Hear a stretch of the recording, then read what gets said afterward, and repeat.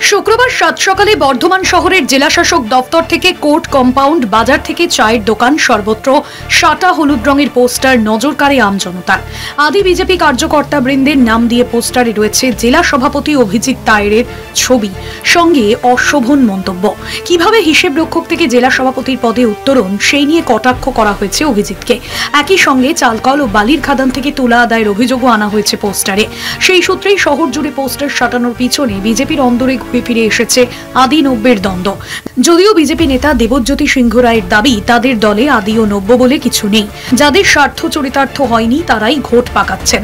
কোনো অজ্ঞাত পরিচয় ব্যক্তি তার পরিচয় গোপন রেখে আদি বিজেপি শব্দটি ব্যবহার করে আমাদের জেলা সভাপতিকে উদ্দেশ্য করে বিভিন্ন ব্যঙ্গাত্মক শব্দ ব্যবহার করে ওনাকে মেলাইন করার জন্য কোনো একটা গোষ্ঠী বা একটা গোষ্ঠীর অংশ তাদের হয়তো স্বার্থসিদ্ধি হচ্ছে না প্রকৃতভাবে, তারা হয়তো মনে মনে যেটা ভেবেছিল সেটা হয়তো সিদ্ধি হচ্ছে না, সেই হতাশা থেকে এই ধরনের কাজ করে চলেছে। বিজেপির প্রকাশ্য গোষ্ঠী দ্বন্দ্বকে কটাক্ষ করতে ছাড়েনি তৃণমূল।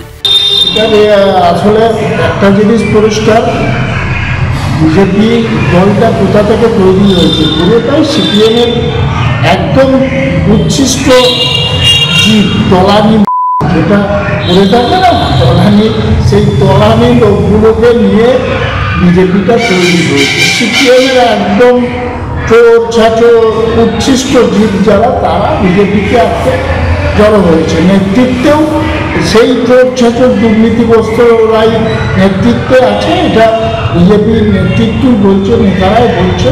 এটা ওদের বিষয়, যদিও আমাদের দেখার বিষয় নয়, তবে এটা বিষয় বিজেপিতে নেই। পশ্চিমবাংলায় চোর ছাচোর লম্পটগুলোই বিজেপিতে আছে।